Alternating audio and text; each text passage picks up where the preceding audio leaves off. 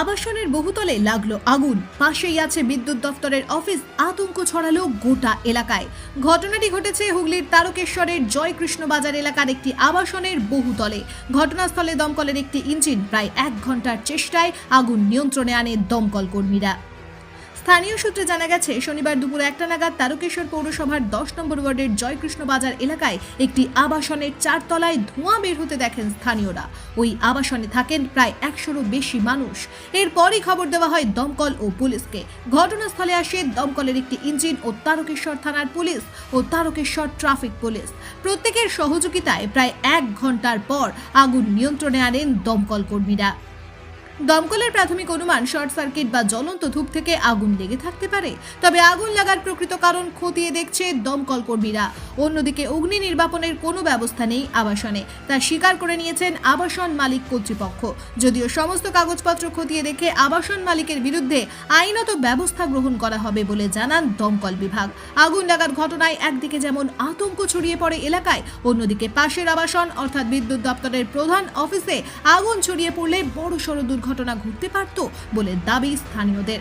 তবে আগুন নিয়ন্ত্রণে আনার ফলে বড়সড় দুর্ঘটনা এড়ানো গেছে।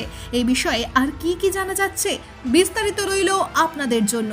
দেখতে থাকুন নিউজ বাংলাদেশা। এই ফ্ল্যাটে সমস্ত করেই দেখাশোনা করা, ওখানে আমরা 4 জন 5 জন। আচ্ছা, কি দেখলেন? প্রথমে কি দেখলেন? ধোঁয়াটা বেরোচ্ছে, কী ব্যাপার কী হলো আপনাদের? ধোঁয়া বেরোচ্ছে, বাড়ি যে বেরিয়ে পড়েছিল তো বাইরে। ও, আপনি কি ওপরে ছিলেন নাকি? না নিচে। নিচেই ছিলেন, মানে প্রথম আপনারা দেখতে পান নাকি? হ্যাঁ, ধোঁয়া বেরোচ্ছে বলছে, তখন ধোঁয়া বেরোচ্ছে কেন দেখি, আমি যে দেখলি ধোঁয়া দৌড় জমা হয়েছে। তাহলে আবার চাবি দেখলি, ঘরে আবার ঘরে চাবি দিয়ে চাবি ভেঙে ফেল, বলছে না ভাঙা যাবে না। আনন্দও গেল, ছুটে ছিল, আমার থেকে আবার আগের দিকেই তো কার ফ্ল্যাট ওইটা? চাবি ভাঙা যাবে না, তাদের ঘরে তাদের ফোন করো, নাম্বারে আগে ফোন করো, তারা আবার ভাঙছে। আগে একবার হয়েছে, ওই ঘরেই হয়েছিল? হ্যাঁ, বলছে চাবি ভেঙে ফেলে। আমরা তার ভাঙতে পারি। কত বছর আগে হয়েছিল? এই হপ্তা দিয়ে ওখানে ওই ফ্ল্যাটেই হয়েছে? কি চাবি দিয়ে চলে যায় নাকি? মনে হয় চাবি দিয়ে কোথাও গেছে আছে, শনিবার তো পানাগায় বাড়িও বললো। কি নাম যার ফ্ল্যাটে হয়েছে? ফ্ল্যাটটা যে কিনেছে ওটা হলো ওই বয়স্কের বাড়ি বাপি। বাপি কি? বাপি বুঝলেন তো? আচ্ছা, বাপি আলি এখন থাকে। ভাড়া দিয়ে রেখেছে নাকি? ও ভাড়া দেয়। কি নাম আপনার? হ্যাঁ, দেখতে হবে। আপনার নামটা বলুন। আপনার নামটা বলুন। কখন আগুনটা দেখা যায়? তো আমরা খবর পেয়েছি মোটামুটি ওই 11:30 নাগাদ আমি খবর পেয়েছি, 11:30 12টা। তারপরে আমি থানায় খবর দিয়েছি, ফায়ার ব্রিগেডকে খবর দেওয়া হয়েছে, তারপরে এসছে। এনার কি ভাড়া ছিলেন না নিজস্ব? ওনারা ফ্যামিলি নিয়ে ভাড়া থাকতেন, এখন ওনাদেরকে যোগাযোগ করা যাচ্ছে না। ওনাদেরকে যোগাযোগ করা, যে ফ্ল্যাট ওনার তাকে যোগাযোগ করা হয়েছিল, কিন্তু যিনি ভাড়া থাকতেন তাকে কোনোভাবে এখনো যোগাযোগ করা যায়নি। এই ফ্ল্যাটের আবাসনটার নাম কি? সত্যনারায়ণ বিশ্বাস আবাসন ও মার্কেট। আচ্ছা, এই যে এই আবাসনটা তৈরি হয়েছে, অগ্নি নিরাপদ ব্যবস্থা কি রয়েছে? এটা দেখুন, এটা তখনকার সময় হয়েছে, তখন আমরা পেপারপত্র যা হবে ফায়ার ব্রিগেডের সঙ্গে কথা বলে সেগুলো আমরা তখন তো অত কিছু ছিল না। মানে সেইভাবে বর্তমান যে না, ফায়ার সেইভাবে এখন যেরকম বর্তমানে অনেক কিছু, মানে আপনাদের কোনো সেফটি ছিল না বলছেন? না, কত সালে হয়েছিল এই ফ্ল্যাট? 2012 আগে, 7-8 সাল করে হবে। কতগুলো টাওয়ার আছে? এটা যে 6টা-7টা টাওয়ার আছে।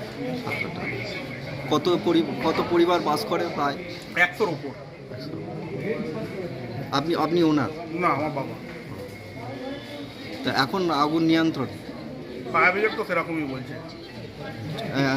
মানে দমকল বাহিনীর যে জল এনেছিল সেটা কি পর্যাপ্ত নয় এখনো? না, দেখুন, যে পরিমাণ লেগেছিল, আমরা যেটা পরিমাণ আন্দাজ করেছিলাম সেই অনুযায়ী ওনারা টিকিয়ে এনেছিলেন। এবার জল তো অনেক সময়, আগুন তো দরজা খোলার পর যেহেতু তালা দেওয়া ছিল, খোলার পর তো ওনারা বুঝতে পেরেছেন, সেই হিসাবে ওনারা ওনাদের মতো সাফিসিয়েন্টই এনেছিলেন। শর্ট পয়েন্টে আবার আনতে গেছেন, কিন্তু যেটা এনেছিলেন তাদের ওনারা কন্ট্রোল করে দিয়ে তারপর আবার আনতে গেছেন। কিভাবে আগুনটা লেগেছে কিছু বোঝা যাচ্ছে? না, সেটা ফায়ার ব্রিগেডই বলতে পারবে, ওটা আমরা বলতে পারবো। ওনারা কি থাকতেন না যারা? না, এটা ওনাদের প্রথমবার নয়, এর আগেও ওনাদের এই ফ্ল্যাটে আগুন লেগেছিল। ওনাদের অভ্যেতি হচ্ছে ধূপ জ্বালিয়ে ধূপের নিচে পলিথিন রেখে দেওয়া। এর আগে ওর থেকে ওনাদের ফ্ল্যাটে আগুনও লাগে, ওনাদের সতর্কবার্তা দেওয়া হয়, কিন্তু তারপরেও একই ঘটনা ঘটলো আজকে আবার। মানে ফ্ল্যাটের যে মালিক উনি ওনাকে অন্যকে ভাড়া দিয়েছেন? হ্যাঁ, মালিকের সাথে যোগাযোগ করা গেছে? মালিককে যোগাযোগ করা হয়েছে, মালিককে বলাও হয়েছে। মালিক নাকি যাকে ভাড়া দিয়েছিলেন তাকে ফোন করেছিলেন, তিনি বলেছেন যে ফ্ল্যাটের তালা ভেঙে ঢুকে কন্ট্রোল করতে, উনি আসতে পারবেন না।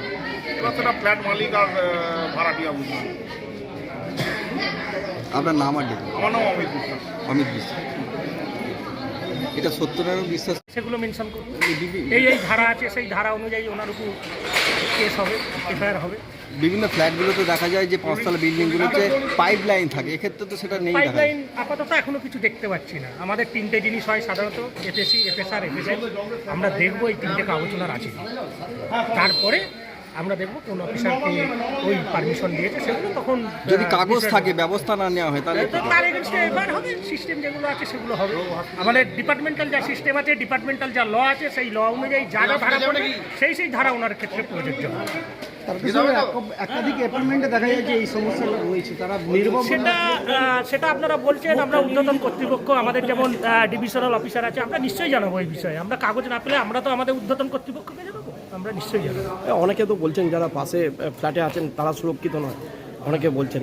পাশের ফ্ল্যাটে যারা আছেন তারা বলছে কিছুদিন কয়েক সপ্তাহ আগে আমরা দেখেছিলাম ধোঁয়াকাণ্ড হয়ে গেছিল।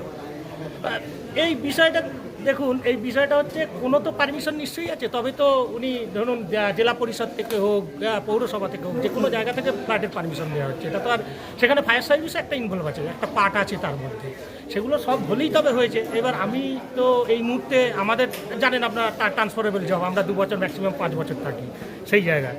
তো সেই জায়গায় কবে কী হয়েছে সে কাগজ না দেখে কিন্তু এই জায়গাটা আমাদের বলা মুশকিল। বিষয়টা আপনারাও বোঝেন, কারণ আমার কাছে আমি দেখবো কাগজ এখন সবার আগে। এখন কি কতটা মানে এখন ফায়ার কন্ট্রোল, আন্ডার কন্ট্রোল। হ্যাঁ, আর স্পিড হওয়ার কোনো ব্যাপার নেই। 5তলা আছে, 10তলা বিল্ডিং আছে, 10তলার উপরে যদি আগুন লাগে সেক্ষেত্রে নেভানোর মতো কি তারকেশ্বর ফায়ারের করে ব্যবস্থা রয়েছে? নেভানোর মধ্যে তারকেশ্বর ফায়ারের ব্যবস্থা বলতে 10তলা বিল্ডিং এখনো পর্যন্ত আমাদের যে সিস্টেমে থাকে, সিস্টেমিক ব্যাপার, স্প্রিংলার সিস্টেম থাকে অটোমেটিক। আপনাদের বলি, যখন বহুতল বিল্ডিং হয় তার সেফটি কিন্তু আলাদা হয়ে যায়। সেখানে স্প্রিংলার থাকে, স্মোক ডিটেক্টর থাকে, হিট ডিটেক্টর থাকে। সেই অনুযায়ী আপনার যখনই একটা নির্দিষ্ট টেম্পারেচারে আসে অলরেডি অ্যালার্ম বেজে যায়। সেটা আপনারা দেখেছেন, যে কোনো অ্যাপার্টমেন্টস গেলে গিয়ে দেখবেন, সেখানে স্প্রিংলার থাকে। স্প্রিংলার সিস্টেম না হলে সেগুলো পারমিশন হয় না। সে স্প্রিংলার দেখা যাচ্ছে তার টেম্পারেচার আছে 65 ডিগ্রি। 65 ডিগ্রির উপরে হলে অটোমেটিক স্প্রিংলার খুলে যাবে, খুলে গিয়ে জল স্প্রে হতে আরম্ভ হয়ে যাবে। নিশ্চয়ই যখন বহুতল দিচ্ছে তার নিশ্চয়ই সেফটি নিয়ে দিচ্ছে, কারণ সবার আগে তো মানুষের জীবন। নিশ্চয়ই অবশ্যই দিচ্ছে।